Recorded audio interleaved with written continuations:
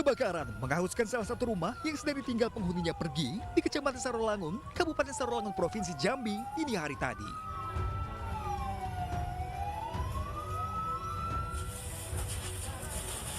Api dengan cepat merambat ke bagian dinding dan atap rumah yang sempat membuat warga panik. Satu unit mobil yang terparkir juga habis dilahap api. 6 unit mobil pemadam kebakaran dikerahkan langsung melokalisir api agar tidak merembet ke rumah lainnya. Diduga kebakaran terjadi karena korsleting listrik. Api pun berhasil dipadamkan setelah 2 jam kemudian. Kini kepolisian masih menyelidiki penyebab pasti kebakaran.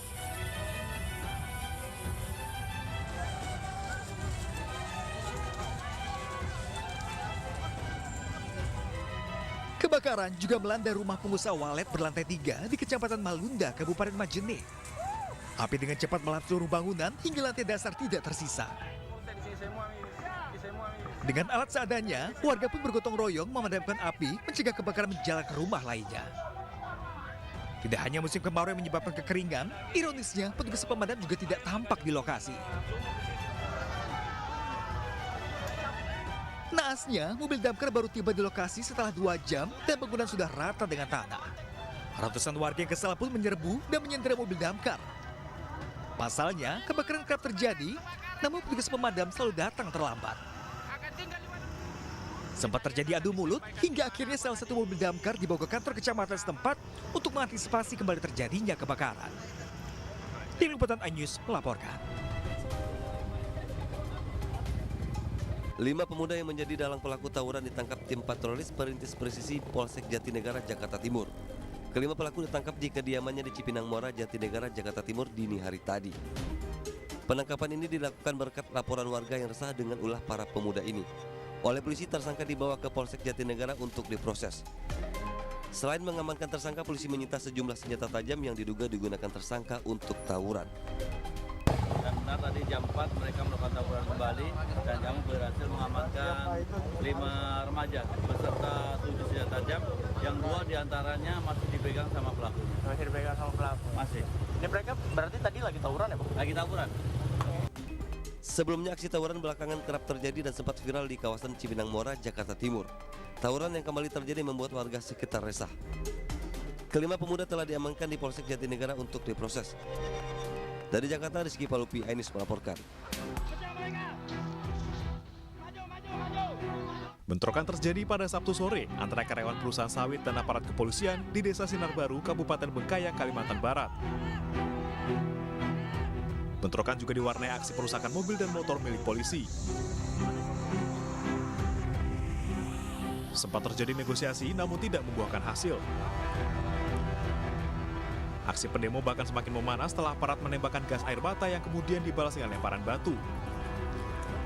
Kericuhan diduga dipicu akibat masa pendemo yang menuntut hak mereka yang belum dipenuhi perusahaan. 4 pekerja termasuk anak-anak dilaporkan terluka akibat peluru karet. Jadi kami mulai melakukan aksi mogok damai pada tanggal 1 Agustus sampai hari ini tidak terjadi tindakan anarkis apapun. Kami masih bisa menjaga situasi kondusif sampai pada jam 3 sore tadi ada upaya penjemputan paksa dan buka paksa dari pihak Polres Bengkayang dan menggunakan aparat oknum-oknum Brimob untuk menyerang kami. Pihak Polda Kalimantan Barat menyatakan telah membentuk tim khusus untuk menyelidiki kericuhan antara pendemo dan polisi tersebut. Dari Bengkayang, Kalimantan Barat, Uun Yudiar, iNews melaporkan.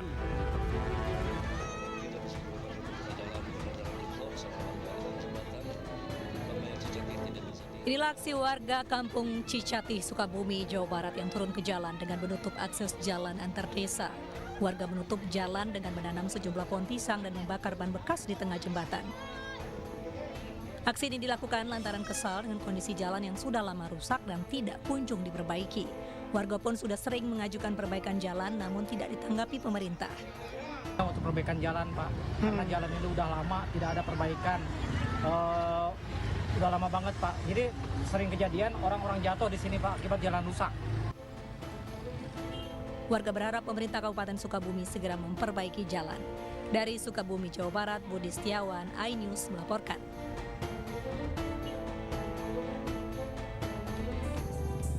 Kecelakaan melibatkan pengendara motor dengan bus pariwisata di Serpeng Semanu, Gunung Kidul, Yogyakarta.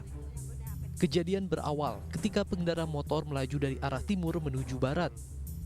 Sesampainya di lokasi, terdapat 2 kendaraan yang tak diketahui identitasnya melaju di depan motor korban. Sepeda motor tersebut hendak menyalip namun menyenggol mobil di depannya itu hingga terjatuh. Pada saat bersamaan, melaju bus pariwisata dari arah berlawanan menabrak pengendara motor yang terjatuh itu hingga terseret.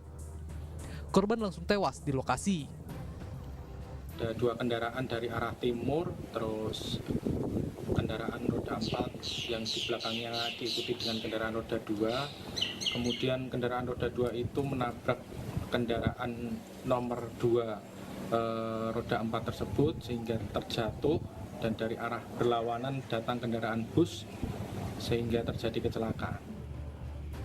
Polisi saat ini tengah menindaklanjuti kejadian tersebut. Kedua kendaraan kini telah dibawa ke unit Laka Lantas Polres Gunung Kidul sebagai barang bukti. Dari Gunung Kidul, Yogyakarta, Gismaya Wibowo, iNews melaporkan.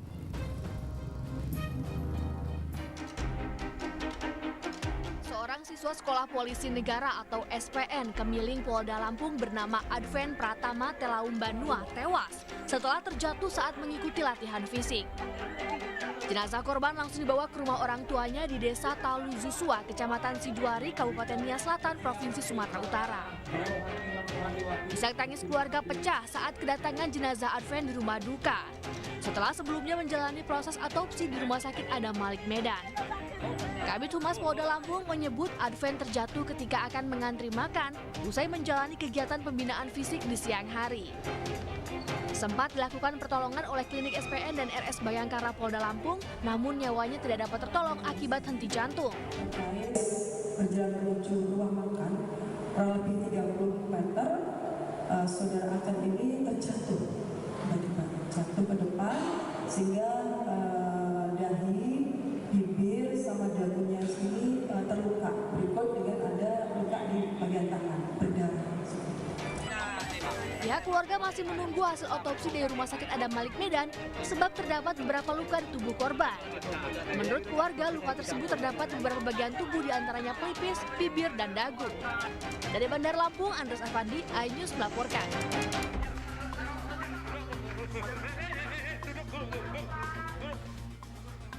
Tim Ops Now Subdit 3 Jatanras Polda Bangka Belitung menggerebek rumah pelaku pencurian disertai kekerasan terhadap petani di Kabupaten Bangka, Kepulauan Bangka Belitung. Pelaku ditangkap saat tertidur di rumahnya. Di dalam rumah, polisi menyita sejumlah barang bukti senjata tajam yang digunakan tersangka untuk melakukan aksinya.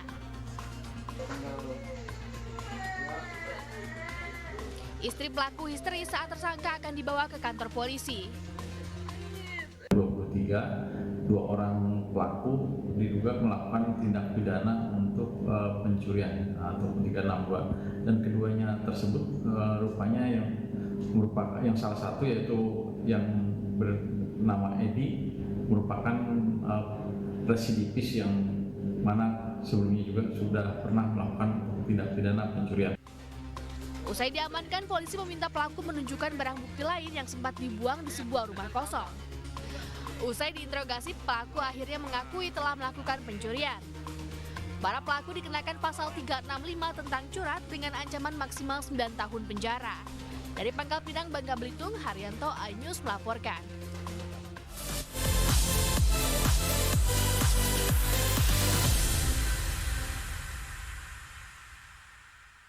Saya Aiman Wicaksono. Saya akan mengupas tuntas malam ini. Saya mendapatkan kesempatan secara eksklusif. Bismillah, walaupun itu teman. 4 miliar dalam 1 jam itu nggak sulit. Betul. The Prime Show with Aiman, setiap Rabu pukul 9 malam. Saya Prabowo Revolusi, kita berbagi cerita. Rupanya konspirasi itu ini. Oh iya. Apakah jadi capres? Kita setuju. Sebetulnya saya ini untuk menjadi presiden, saya harus siap. Konspirasi Prabu, setiap Rabu pukul 10 malam.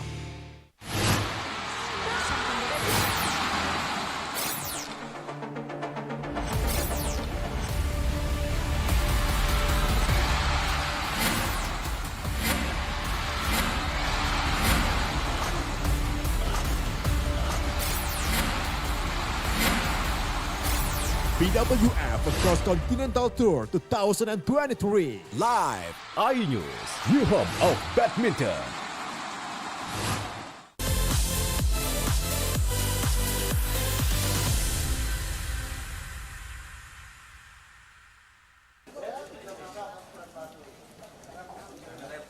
Tim gabungan Polda Riau menangkap 10 tahanan yang sempat kabur dari sel tahanan Polsek Rumbai pada Selasa malam 8 Agustus 2023 lalu.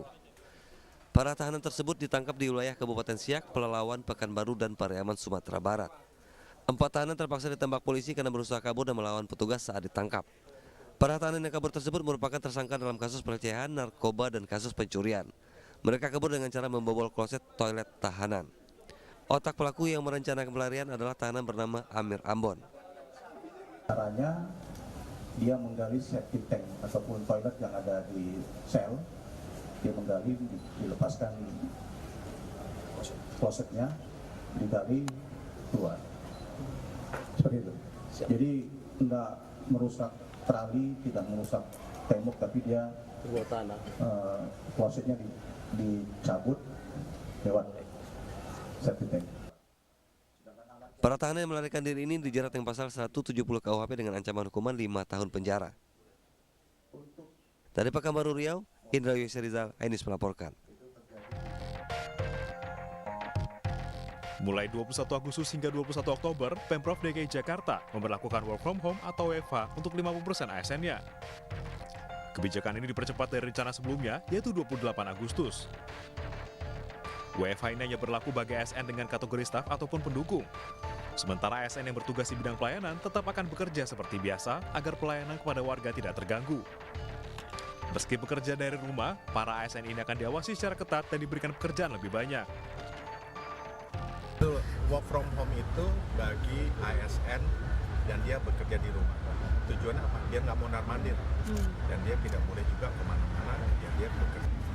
Jadi saya minta kepada atasan langsung, dia misal jam 10, jam 2, jam 4 telepon, V-call. Kamu ada di mana? Di rumah, coba lihat rumahnya kan bisa. Dan dikasih PR kerja yang baik. Tidak hanya Pemprov DKI, seluruh kementerian juga sepakat untuk menerapkan kebijakan WFH bagi sebagian ASN. Dalam rapat dengan Pak Menko Marinvest, salah satu rekomendasinya kita bersama-sama ya dengan seluruh kementerian sepakat untuk work from home. Ini lagi kita bahas di Menpan RB, Pak. Menpan RB nanti dikeluarkan. Jadi ini akan efektif.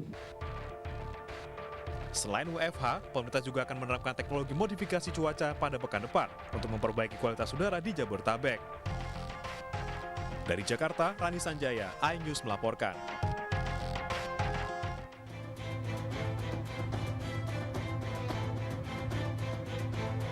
Hingga kini, Jakarta masih diselimuti polusi.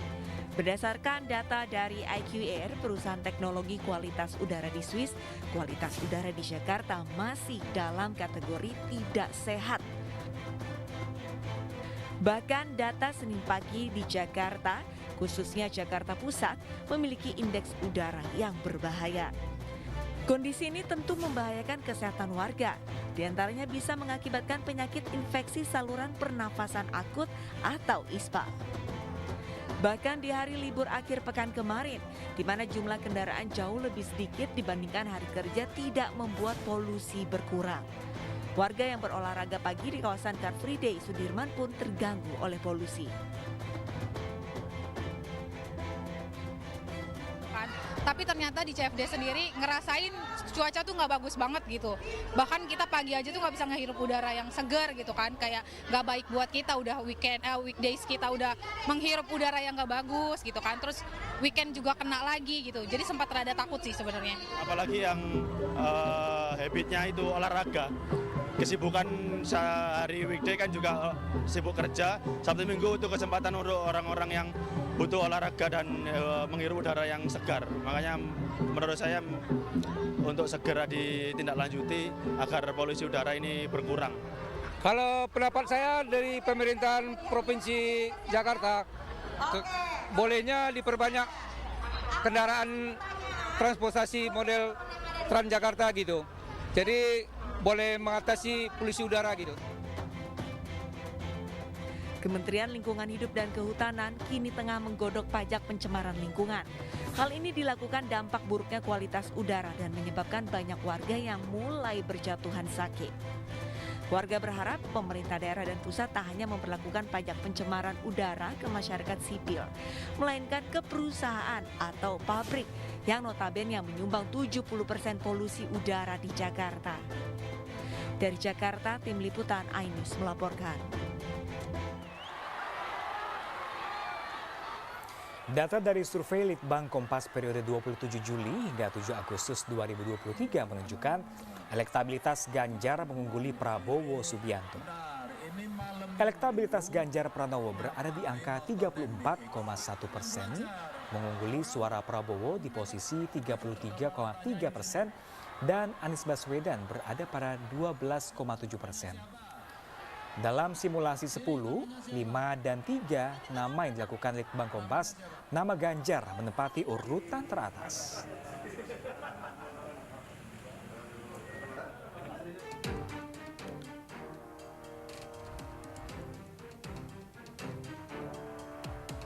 Dan pemirsa, berikut hasil survei elektabilitas Baca Pres 2024 yang dikeluarkan Litbang Kompas periode 27 Juli 7 Agustus 2023.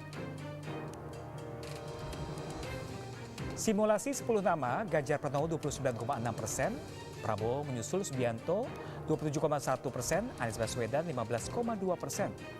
Sementara di simulasi 5 nama, Ganjar Pranowo 31,8%, Prabowo Subianto 27,8%, sementara Anies Baswedan 15,6%. Di simulasi 3 nama, Ganjar Pranowo 34,1%, Prabowo Subianto 31,3%, Anies Baswedan 19,2%. Survei ini melibatkan 1.364 responden di 38 provinsi dengan margin of error plus minus 2,65%.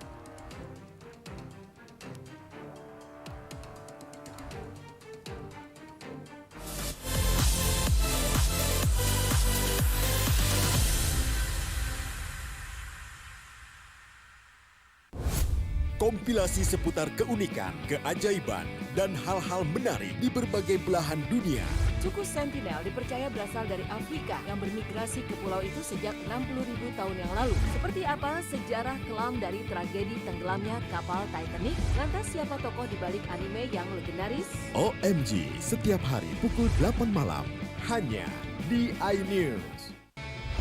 Dari Morning Update, ada apa di hari ini? Hadir menemani pagi Anda dengan sajian informasi unik dan menarik. Walabi hutan yang merupakan hewan asli Papua Nugini. Dari Jepang disebut sebagai kare raisu. Menghadirkan bintang tamu yang menginspirasi. Campuran apa ini? Ini lemon. Oh lemon, lemon ya. Kita peras. Itu harus dipotongin dengan dekat bagian mata. Kalau Morning Update, Senin sampai Jumat pukul 7 pagi di iNews.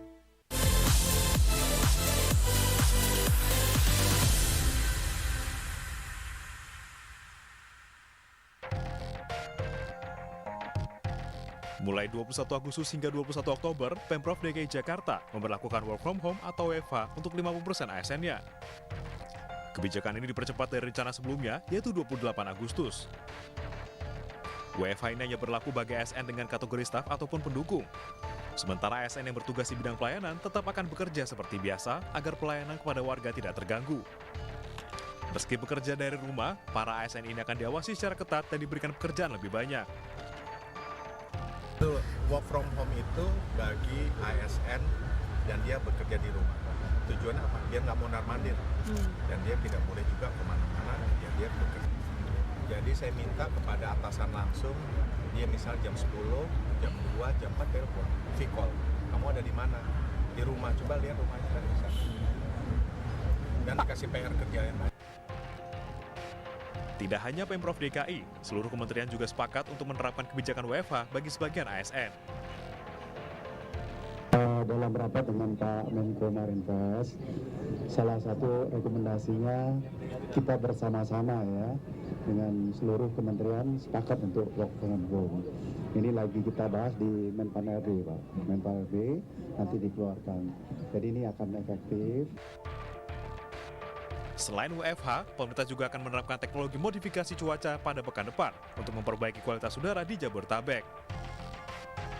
Dari Jakarta, Rani Sanjaya, iNews melaporkan. Ya pemirsa, juru bicara Departemen Sumber Daya Alam Negara Bagian Washington, Isabel Holligard, mengatakan bahwa kebakaran terjadi pada Jumat sore di sisi barat Danau Medical dan api kemudian meluas.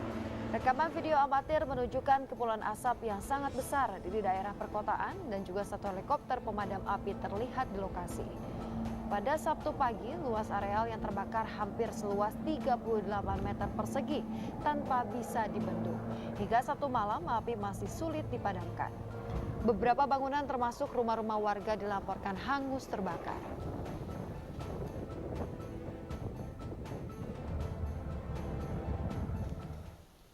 Pemirsa, 7 korban tewas dan korban cedera berangkat dari kota Taubaté di timur laut kota Sao Paulo.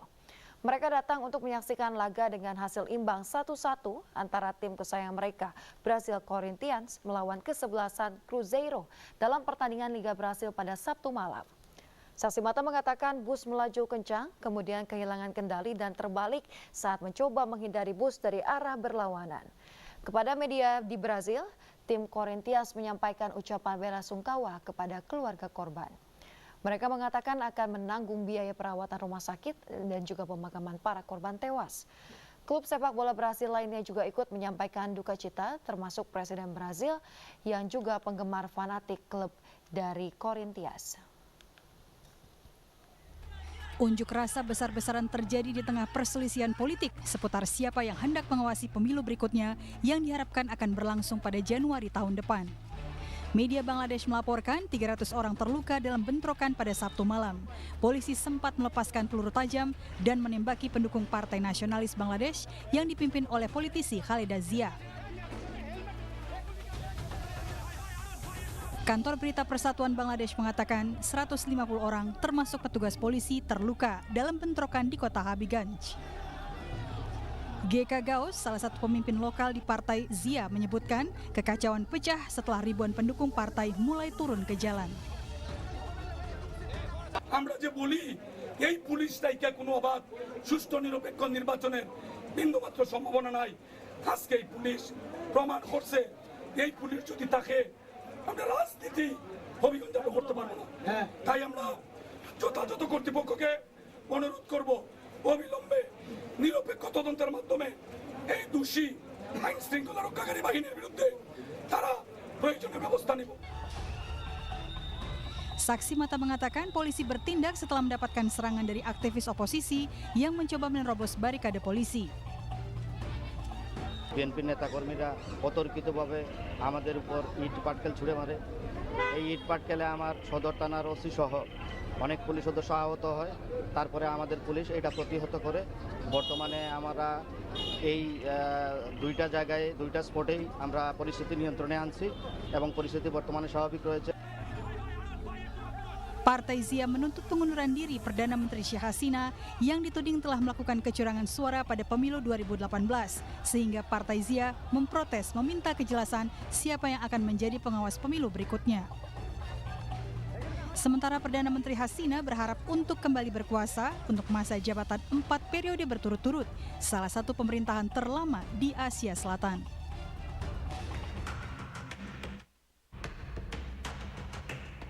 Serangan roket Rusia seketika menghentak ketenangan di kota Chernihiv Sabtu pagi.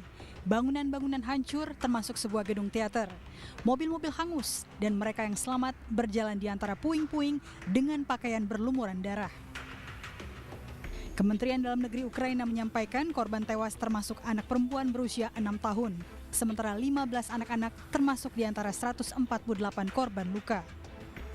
Chernihiv dikepung pasukan Rusia pada awal perang, namun mereka mundur setelah kota ini direbut kembali oleh pasukan Ukraina pada April 2022.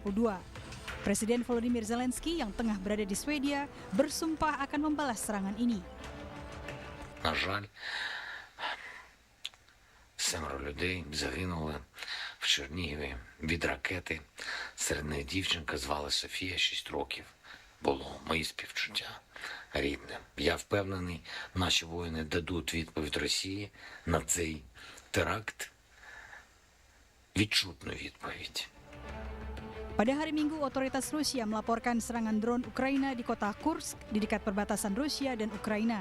Gubernur Ukraina melalui saluran Telegram menyampaikan serangan drone itu menghancurkan atap dan fasad stasiun kereta di kota Kursk. 5 orang mengalami luka-luka dalam insiden ini.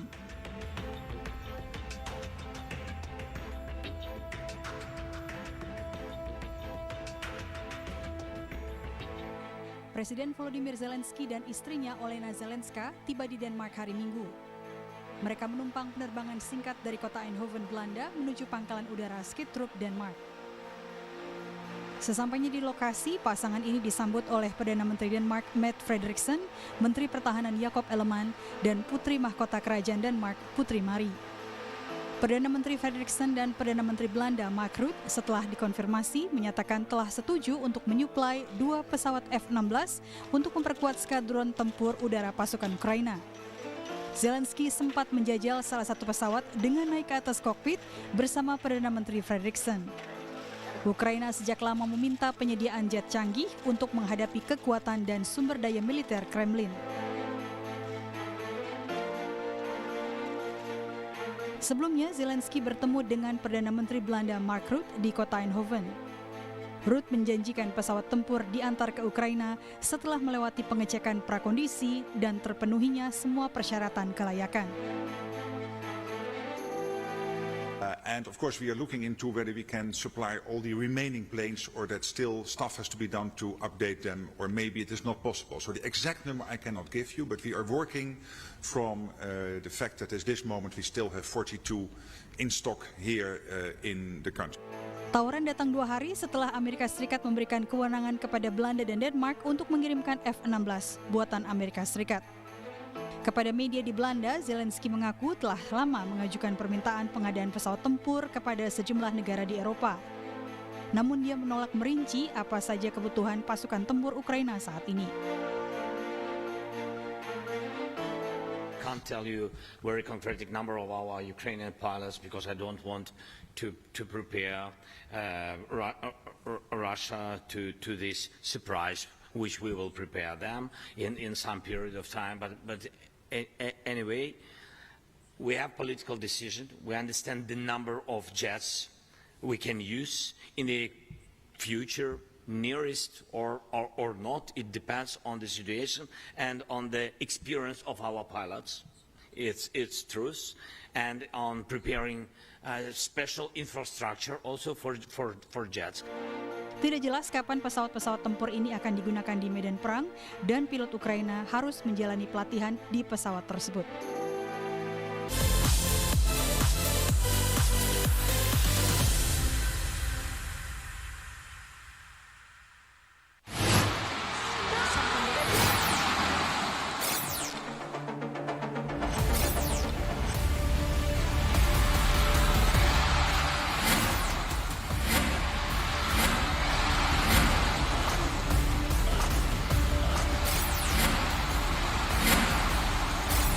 BWF Cross Continental Tour 2023. Live iNews, new home of badminton.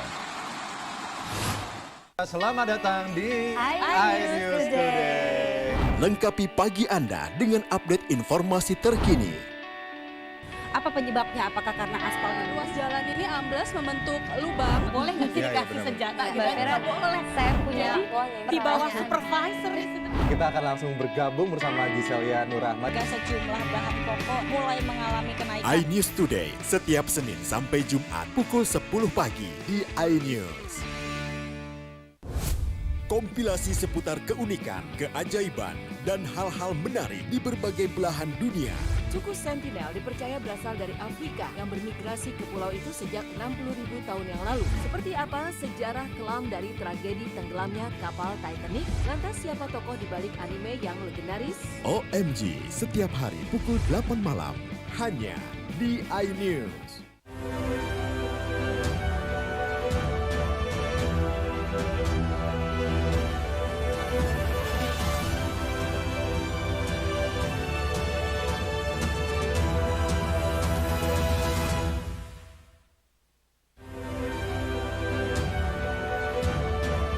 Pesta remix larut malam dibubarkan polisi.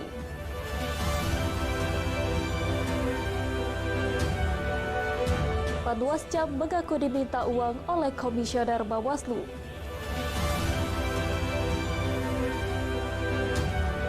Renpondo 2023 berlangsung meriah.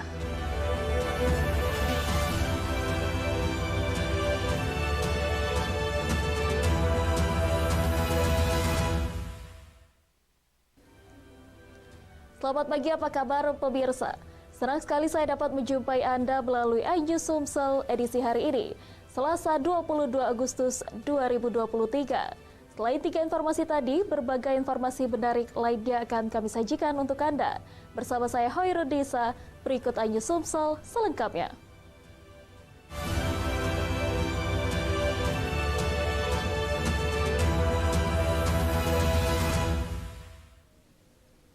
Pemirsa, kita awali berita pertama hari ini. Polsek Sukarami Palembang bubarkan paksa acara organ tunggal bernuansa musik remix yang mengganggu masyarakat.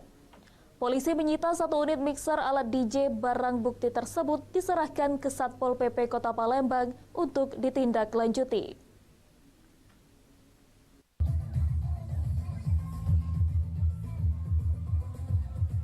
Pukul 2 dini hari, tim gabungan TNI Polri dan Satpol PP Kota Palembang mendatangi acara pesta. Dinilai meresahkan, mengganggu masyarakat, petugas terpaksa membubarkan acara musik bernuansa remix tersebut. Berdasarkan laporan masyarakat melalui nomor bantuan polisi Polda Sumatera Selatan, masyarakat mengaku merasa terganggu dengan suara musik yang keras hingga larut malam. Penertiban acara pesta ini terjadi di Jalan Kolonel Sulaiman Amin, Kelurahan Karya Baru, Kecamatan Alang-Alang Lebar, Palembang. Sebelumnya, Kapolda Sumatera Selatan memberikan peringatan terkait maraknya hiburan organ tunggal bernuansa musik remix, apalagi hingga larut malam. Tim gabungan TNI Polri dibantu Pol PP menindaklanjuti laporan dengan mendatangi TKP. Personel gabungan kemudian membubarkan acara musik dan mengamankan peralatan-peralatan musik di lokasi tersebut. Adanya laporan dari masyarakat bahwa melalui bantuan polisi yang mana adanya kegiatan organ tunggal dalam hal ini yaitu dengan musik remix yang mengganggu masyarakat sekitar. Nah, setelah dapat mendapatkan laporan tersebut, kami Polsek Sukarami dan jajaran yang bergabung dengan pihak Satpol PP dan juga pihak TNI Polri, kita menindaklanjuti mendatangi TKP dan membubarkan dan setelah lalu mengamankan perlengkapan yang seperti yang dihadapkan dari rekan-rekan. Hari Senin nanti kita BAP, jadi bagi pelanggar perda itu kita ikutkan sidang justisi. Insya Allah hari Kamis kita sidangkan justisi. Oh, okay. Sanksinya apa nih Bang? Kalau sanksi dari perda itu kurungan 3 bulan, dendanya 50 juta. Tapi karena kita sidang justisi itu keputusan di hakim yang menentukan. Pemilik alat musik serta pihak penyelenggara akan dimintai keterangan oleh Pol PP Kota Palembang berdasarkan perda yang berlaku. Ancaman 3 bulan penjara, denda 50 juta rupiah tergantung keputusan hakim saat sidang justisi nantinya. Dari Palembang, Firdaus iNews melaporkan. Pemirsa, sidang lanjutan kasus dugaan korupsi dana hibah Bawaslu Ogan Komering Ulu Selatan menghadirkan para saksi dari Panwascam. Para saksi membeberkan mereka diminta uang 15 juta oleh salah satu komisioner Bawaslu.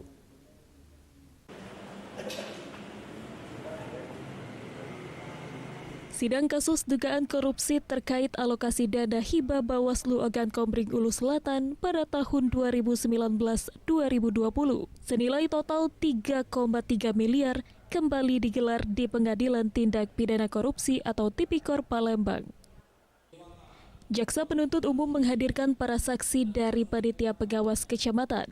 Saksi membeberkan mereka dimintai sejumlah uang oleh anggota komisioner Bawaslu Ogan Komering Ulu Selatan SY saat pelantikan PKD Panwaslu Kelurahan Desa.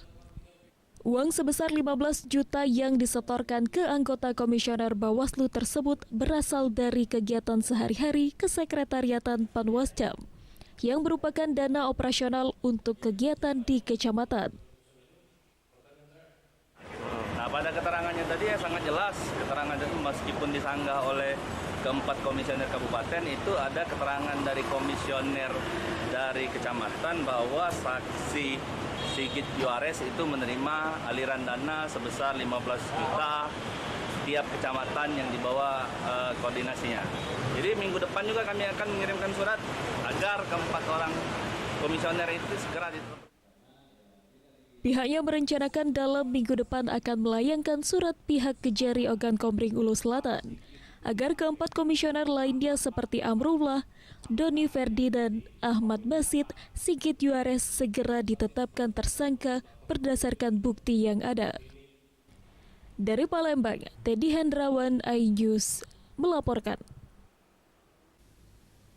Beralih ke informasi selanjutnya, pemirsa, Badan Pengembangan Sumber Daya Manusia Daerah atau BPSDM Sumatera Selatan sering mengadakan pendidikan dan pelatihan untuk meningkatkan kemampuan sumber daya manusia. Demi memberikan asupan gizi standar kepada peserta diklat ASN, BPSDM melakukan tes food menu yang disediakan oleh beberapa anggota APJI Sumsel.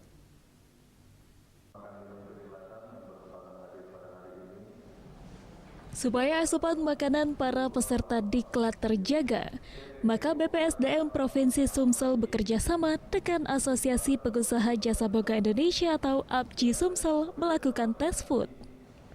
Kepala BPSDM Provinsi Sumsel Edward Juliarta sengaja melibatkan APJI Sumsel karena mereka yang mengerti standar makanan bergizi. Menurutnya, ia ingin makan yang dihadirkan di kegiatan diklat sesuai standar, mulai dari kemasan, rasa, dan juga selera. Menurutnya, ia akan menjaga akreditasi dan melakukan peningkatan SDM. Sementara Ketua DPD APJI Sumsel Susi Sulaiha mengatakan, untuk anggota APJI ini ada 100 anggota dengan berbagai bidang. Ia yakin anggotanya tak akan mempermalukan organisasi dengan kualitas makanan premium.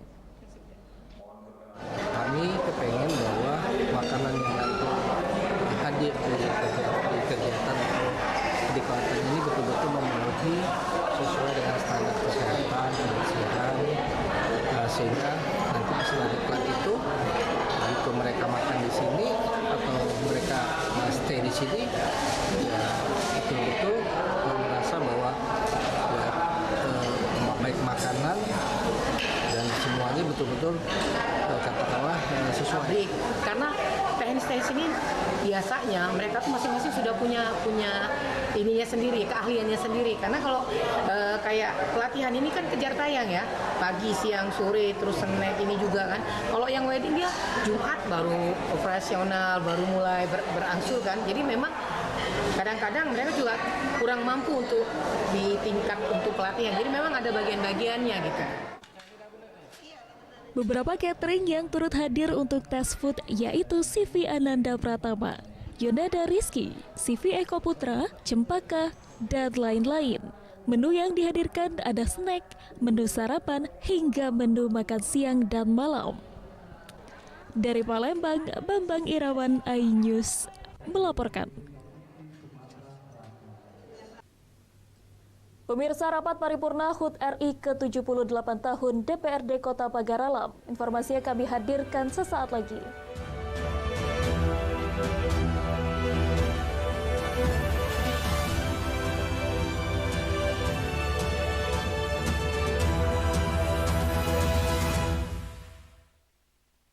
Saya Aiman Wicaksono. Saya akan mengupas tuntas malam ini. Saya mendapatkan kesempatan secara eksklusif. Bismillah, walaupun itu teman. 4 miliar dalam 1 jam itu nggak sulit. Betul. The Prime Show with Aiman, setiap Rabu pukul 9 malam. Saya Prabowo Revolusi, kita berbagi cerita. Rupanya konspirasi itu ini. Oh iya. Apakah jadi capres? Kita setuju. Sebetulnya saya ini untuk menjadi presiden, saya harus siap. Konspirasi Prabu, setiap Rabu pukul 10 malam. Selamat datang di iNews Today. Lengkapi pagi Anda dengan update informasi terkini.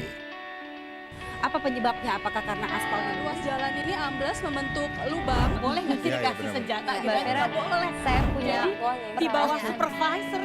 Kita akan langsung bergabung bersama Giselia Nurahmat. Sejumlah bahan pokok mulai mengalami kenaikan. iNews Today, setiap Senin sampai Jumat pukul 10 pagi di iNews. Kompilasi seputar keunikan, keajaiban, dan hal-hal menarik di berbagai belahan dunia. Suku Sentinel dipercaya berasal dari Afrika yang bermigrasi ke pulau itu sejak 60.000 tahun yang lalu. Seperti apa sejarah kelam dari tragedi tenggelamnya kapal Titanic? Lantas siapa tokoh di balik anime yang legendaris? OMG, setiap hari pukul 8 malam, hanya di iNews.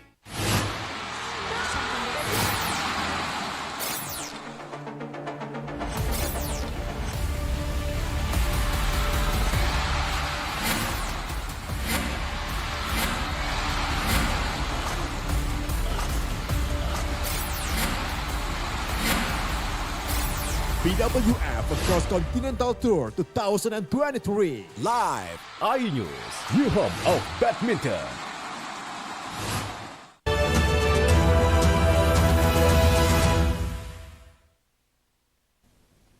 Terima kasih Anda masih bersama kami di iNews Sumsel. Pemirsa, dalam rangka menyambut HUT RI ke-78 tahun, Dewan Perwakilan Rakyat Daerah Kota Pagaralam menggelar rapat paripurna istimewa dengan agenda mendengarkan pidato kenegaraan Presiden Republik Indonesia Joko Widodo.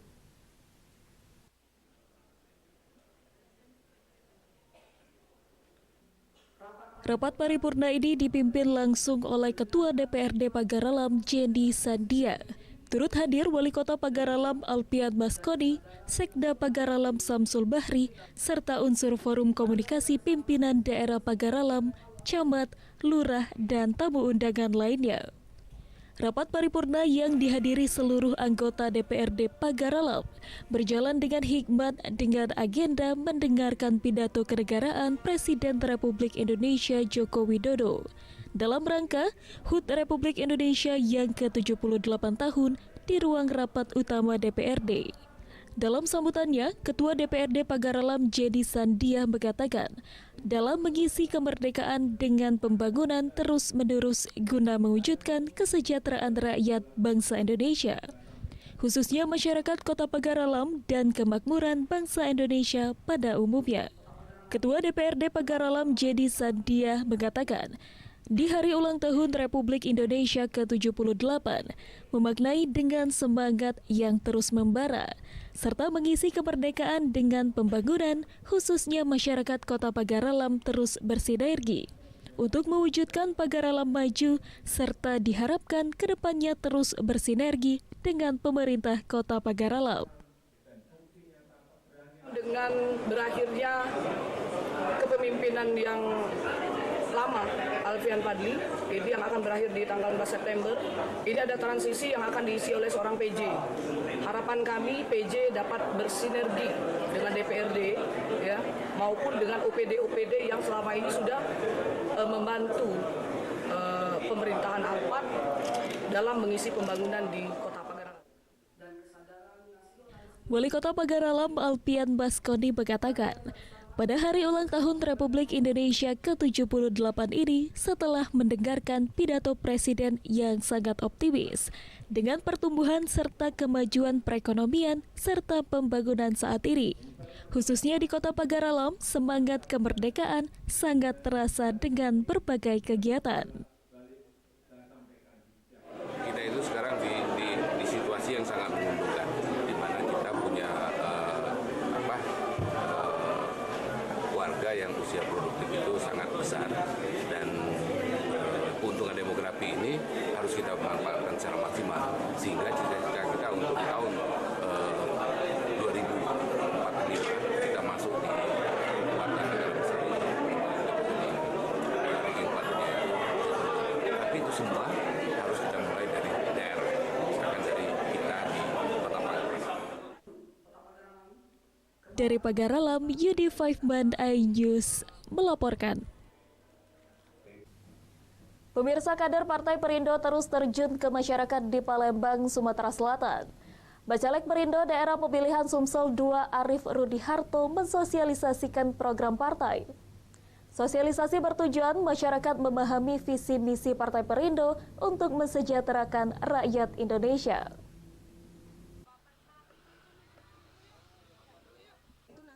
Mewujudkan kemenangan pada pemilu 2024 mendatang, kader Partai Perindo terus bergerilya terjun ke tengah masyarakat mensosialisasikan visi misi Partai Perindo.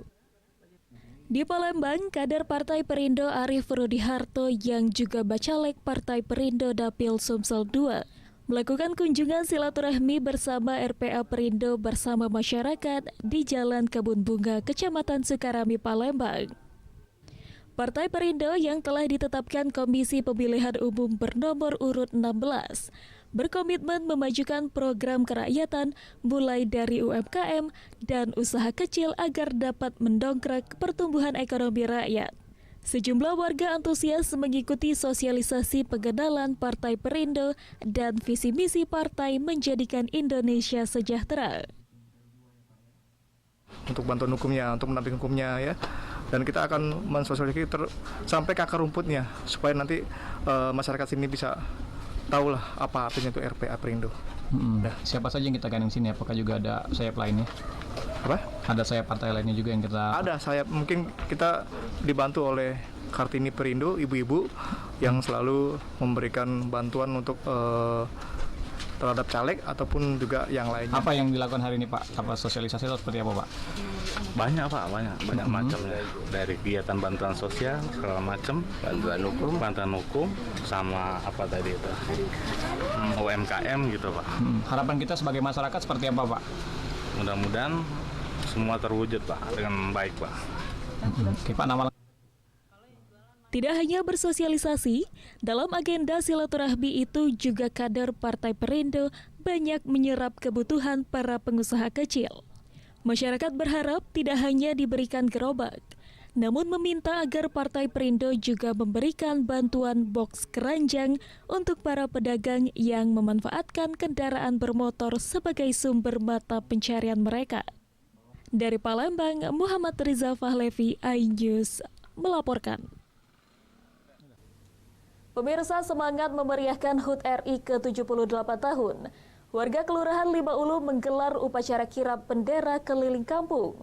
Berbagai perlombaan 17 Agustus juga digelar warga. Berikut informasinya untuk Anda.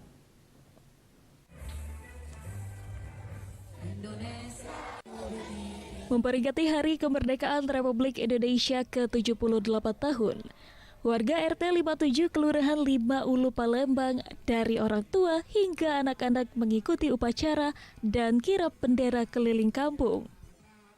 Berbagai lomba seperti lomba makan kerupuk, merangkap belut, memasukkan pipet dalam botol, hingga tarik tambang diikuti puluhan emak-emak di Jalan Panca Usaha, Lorong Mufakat RT 57 Kelurahan Lima Ulu, Kecamatan Seberang Ulu 1 Palembang. Emak-emak sangat antusias mengadu ketangkasannya saat mengikuti lomba hingga mengundang gelak tawa penonton karena berbagai momen lucu saat peserta mengikuti lomba. Seorang peserta bahkan sempat terjatuh saat perlombaan, namun bangkit lagi dan menyelesaikan perlombaan. Selain untuk memperingati Hari Kemerdekaan Republik Indonesia yang ke-78, juga untuk mempererat tari persaudaraan dan silaturahmi antar warga di RT 57 dan lingkungan sekitarnya. Sulit itu menurut saya sendiri itu belut. Kenapa? Kenapa itu alasannya? Licin sekali. Belut itu sangat licin, jadi ibu-ibu di sekitar sangat susah. Oh, tadi sempat terjatuh ya? Ya, ibu-ibu terjatuh. Mungkin berharap tetap sehat. Oke. Perayaan HUT Republik Indonesia tahun ini disambut gembira masyarakat karena dapat digelar pasca pandemi COVID-19. Dari Palembang, Guntur Yansyah, iNews melaporkan. Pemirsa, Grand Pondo 2023 berlangsung meriah. Informasinya kami hadirkan sesaat lagi.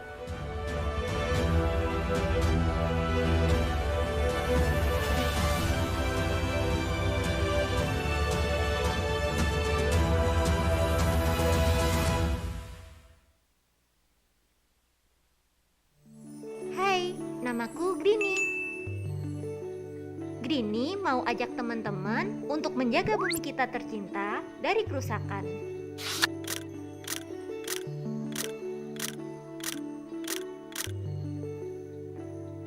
Mau tahu gimana caranya? Yuk, hemat energi teman-teman.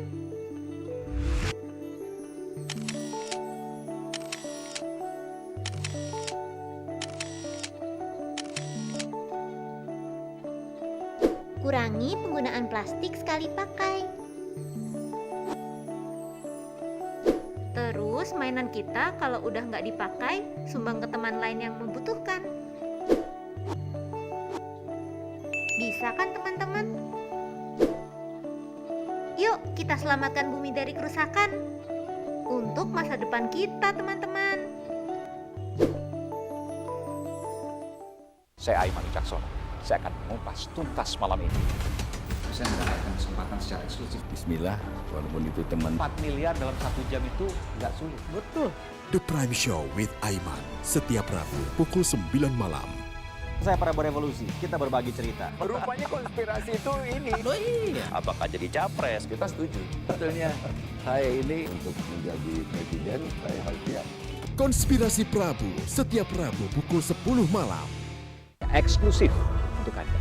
Investigasi eksklusif. Masuk ke rekening Yosua. Iya. Sebesar 99 triliun rupiah. Mengupas isu-isu terhangat. Eliezer, sehat selalu. Ya.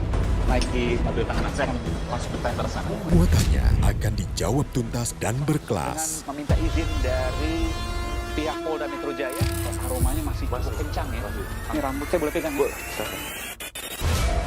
The Prime Show with Aiman, setiap Rabu pukul 9 malam.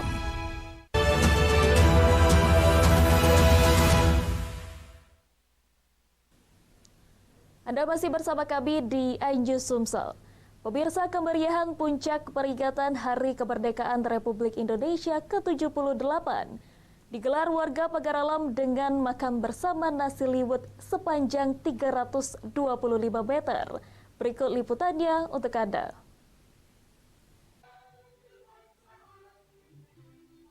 Inilah keseruan warga Talangpau, Kelurahan Sukorejo, Kecamatan Pagar Alam Utara, Kota Pagar Alam dalam puncak peringatan 17 Agustus 2023 dengan melaksanakan makan nasi liwet bersama sepanjang jalan kampung. Sebelum melaksanakan makan bersama, warga menyanyikan lagu kebangsaan Indonesia Raya terlebih dahulu. Nasi liwet ini sepanjang 325 meter beralaskan daun pisang lengkap dengan lauk pauknya. Seusai melaksanakan doa makan, warga pun melaksanakan makan bersama. Keceriaan wajah warga nampak saat melaksanakan makan bersama ini. Dari mulai anak-anak, orang tua, bapak-bapak, dan ibu-ibu bersemangat saat menyantap hidangan nasi liwet bersama. Roy Okta, Lurah Sukorejo, mengatakan kegiatan makan nasi liwet sepanjang 325 meter baru pertama kali yang digelar warga Talangpau sehingga kemeriahan dan kekompakan sangat terasa. Untuk memeriahkan HUT RI ke-78 sekaligus ajang silaturahmi antar warga kampung. Liwetan makan bersama di sepanjang jalan kampung ini sekitar kurang lebih 325 meter. Dan alhamdulillah setelah terlaksana pada malam hari ini adalah membentuk silaturahmi antar warga, rasa gotong royong dan rasa menimbulkan jiwa kemerdekaan untuk seluruh warga di sini. Warga Talangpau ini merasa sangat bangga ya. Karena kami bisa menyelenggarakan acara syukuran sekaligus menyambung tali silaturahmi dalam rangka kemerdekaan RI yang ke-78. Dengan diadakannya kegiatan makan nasi liwet bersama diharapkan dapat menjaga kekompakan maupun keamanan lingkungan. Dari Pagar Alam, Yudi Faifman, Ainjus melaporkan. Pemirsa, ribuan goweser ramaikan event Sriwijaya Ranau Grand Pondo kelima 2023. Dibuka secara resmi oleh Gubernur Sumatera Selatan Herman Deru. Dari ribuan peserta, 2 pesepeda asal Australia menjadi peserta dalam ajang tahunan tersebut.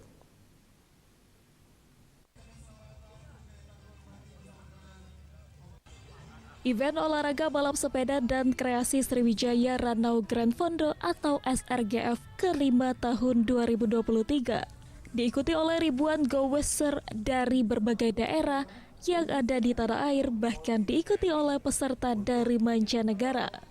Event tahunan yang berlangsung di objek wisata Danau Ranau di Kecamatan Banding Agung, Kabupaten Ogan Komering Ulu Selatan berlangsung meriah. Terdapat 2.000 peserta dalam ajang Sriwijaya Ranau Grand Fondo tahun ini. Diikuti peserta dari seluruh provinsi di tanah air dan 2 peserta asal Australia.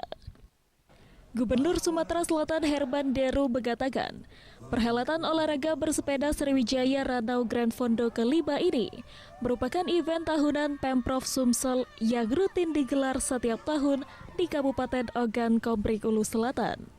Mempromosikan pariwisata juga menumbuhkan geliat perekonomian rakyat melalui UMKM. Kita kolaborasikan antara rekreasi dan prestasi.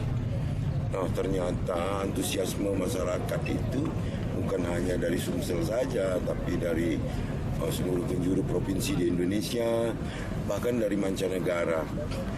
Ini sudah menjadi kalender event tahunan yang sudah ditetapkan oleh Menteri Menparekraf Pak Sandiaga Uno sebagai kalender tahunan. Dampak langsung yang sudah terasa, coba lihat homestay tumbuh ratusan. Pengunjungnya pun tambah banyak, yang selama ini hanya lokal, sekarang dari berbagai provinsi, baik weekend maupun kunjungan terhadap destinasi-destinasi wisatanya. Dari sisi ekonomi jelas pembangunan yang dilakukan oleh masyarakat sendiri, kemudian juga tentu Pak Gubernur bukan hanya mendukung eventnya, pembangunan infrastrukturnya juga clear, mulus, akses jalan, gedung, sarana prasarana juga. Artinya banyak sekali manfaatnya. Ribuan goweser berlomba sembari menikmati keindahan panorama alam dan destinasi wisata Danau Ranau.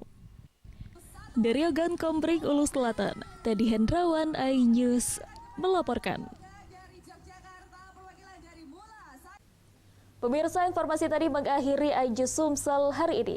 Terima kasih atas kebersamaan Anda. Saya Hoirudisa dan kru yang bertugas pamit undur diri. Selamat pagi dan selamat beraktivitas.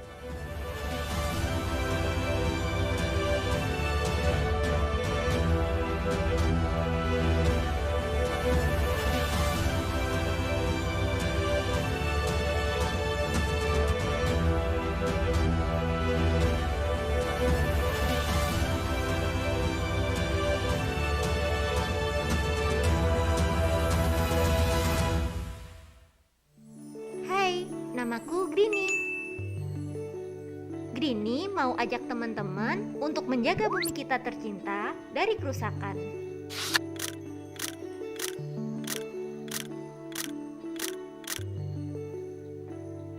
Mau tahu gimana caranya?